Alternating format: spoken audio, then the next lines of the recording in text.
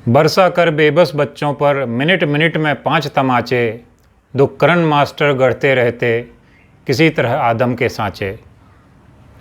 दोस्तों, आज के इस वीडियो में आप सभी का स्वागत है।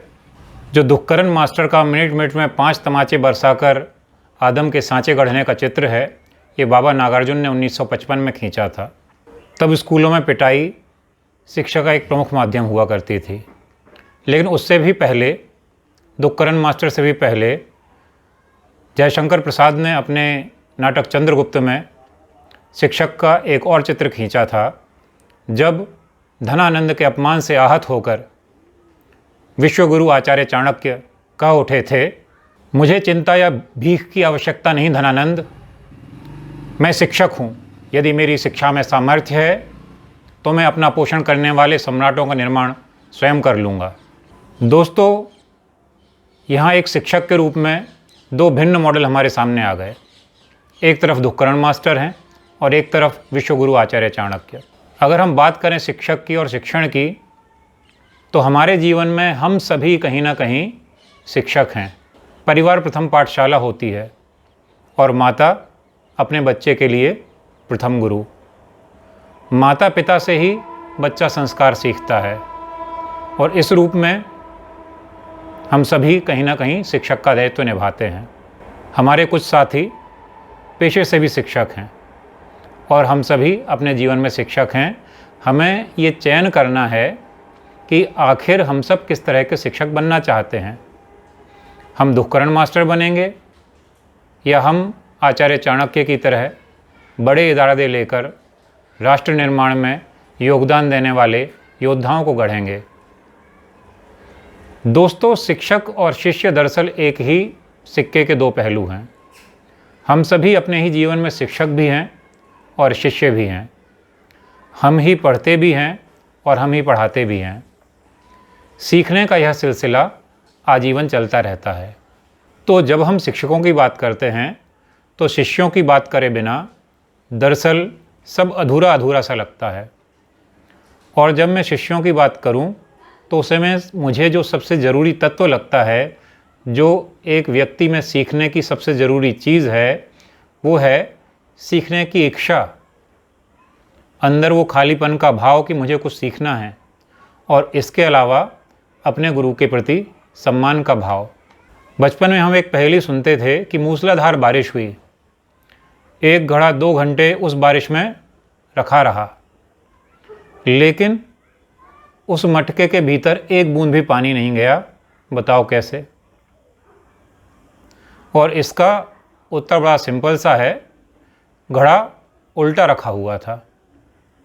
तो उल्टे रखे हुए घड़े के भीतर कैसी भी बारिश हो, पानी नहीं जाएगा। तुलसीदास जी कह गए हैं, फूलहि फरहि न बेत, यद्यपि सुझा बरसे जलत, और मूर्ख हृदय न चेत, जो गुरु मिलहि बिरंची सम। शिक्षक का सिखाने का दायित्व है, लेकिन सीखने का दायित्व विद्यार्थी का भी है। उसे अपने मन को खुला रखना पड़ेगा।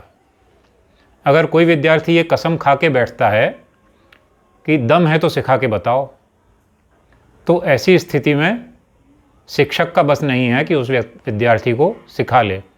और जब दम है तो सिखा के बताओ की हम चर्चा करते हैं, तो हम नन्हे मुन्ने 5वीं 10वीं 11वीं 12वीं के विद्यार्थियों की चर्चा नहीं करते हैं। ये हैं वयस्क विद्यार्थी जो अपनी स्कूली शिक्षा तो पार कर चुके हैं, लेकिन जीवन में जिन्हें बहुत कुछ सीखना बाकी है, पर नहीं सीख पाते क्योंकि अहंकार का भाव सामने आ जाता है। एक विचारधारा जो बन गई है वो बन गई है, उस विचारधारा के इतर चीज़ें सुनना ही नहीं चाहते। सिलेक्टिव एसिमिलेशन होता है, दिमाग चुनता है कि हमें क्या सुनना है, और जो हमारे काम का लगे, हमें हमारी विचारधारा को पुष्ट करे, वो हम सुनते हैं, बाकी चीज़ें सुनते ही नहीं हैं। और यहीं पर हम सभी का बौद्धिक विकास रुक जाता है। दोस्तों, ये तो हुई पहली बात कि पात्रता के लिए हमें सीखने के लिए तैयार होना होगा। और इसके अलावा जो सबसे महत्वपूर्ण बात होती है वो होती है अपने गुरु में श्रद्धा रखना। सीखने की तैयारी का अहम अंग है गुरु में श्रद्धा रखना। मैं फिजिक्स का विद्यार्थी रहा हूँ और फिजिक्स का एक सिद्धांत मुझे बहुत सुंदर लगता है। अगर 2 पात्र हैं, दोनों में पानी भरा हुआ है, एक में ज़्यादा पानी है, एक में कम पानी है, तो बताइए दोनों को जोड़ दिया जाए तो प्रवाह जो है वो किस से किस तरफ होगा? ज़्यादातर मित्र जल्दी में आंसर दे सकते हैं कि जिसमें ज़्यादा पानी है उससे प्रवाह कम पानी वाले पात्र की ओर हो जाएगा। जो घड़ा ज़्यादा भरा है उसमें ज़्यादा पानी है, उससे प्रवाह कम पानी वाले घड़े की तरफ होगा। ऐसा ही ज्ञान की दुनिया में भी हमें लगता है कि जो ज़्यादा ज्ञानी आदमी है उससे कम ज्ञानी आदमी ज्ञान प्राप्त कर लेगा। लेकिन दोस्तों, ना तो यह बात फिजिक्स की दुनिया में सही है और ना ज्ञान की दुनिया में सही है। दोनों ही दुनियाओं में ये बात अधूरा सत्य है। दरअसल पानी हमेशा जिस मटके में ज़्यादा भरा है उससे कम मटके वाले पे प्रभावित नहीं होता। वो इस बात पर निर्भर करता है कि कौन सा मटका कहाँ रखा है। अगर जिस मटके में कम पानी है वो ऊपर रखा है और जिस मटके में ज़्यादा पानी है वो नीचे रखा है और दोनों को कनेक्ट कर दिया जाए तो कम मटके वाला पानी ज़्यादा मटके वाले पानी में मिल जाएगा। मतलब जहाँ पानी ज़्यादा था उसी तरफ प्रवाह भी हो जाएगा, बस ज़्यादा वाले मटके को खुद को नीचे रखना पड़ेगा। शिक्षा के जगत में यही नम्रता का गुण है। अगर हम में नम्रता है, सीखने की अभिलाषा है, हम मानते हैं कि हमें कहीं से भी शिक्षा मिल सकती है, तो इस बात से कोई फ़र्क नहीं पड़ता कि सामने वाले में बुद्धि ज्ञान हमसे ज़्यादा है या नहीं है। और इसीलिए कहा भी गया है कि मूर्ख व्यक्ति जितना बुद्धिमान व्यक्तियों से सीखते हैं उससे कहीं ज़्यादा शिक्षा एक बुद्धिमान व्यक्ति एक मूर्ख व्यक्ति से ले लेता है। तो शिक्षा प्राप्ति के लिए हम अपना दिमाग खुला रखें और नम्र बने रहें, अपने गुरु के प्रति श्रद्धा का भाव रखें। जब तक गुरु के प्रति श्रद्धा का भाव नहीं होगा तब तक शिक्षा ग्रहण करना भी संभव नहीं है, क्योंकि हमारा दिमाग तर्क वितर्क में ही उलझा रहेगा। हम अपने दिमाग को उस चीज़ के लिए खोल नहीं पाएंगे। बाद में चीज़ सही है गलत है उस पर विचार हो सकता है, लेकिन जब ज्ञान प्राप्त करना है तब हमें नम्रता दिखानी होगी, अपने पात्र को नीचे रखना होगा। अगर हमारा पात्र नीचे नहीं होगा तो उसमें जल का प्रवाह भी नहीं हो पाएगा।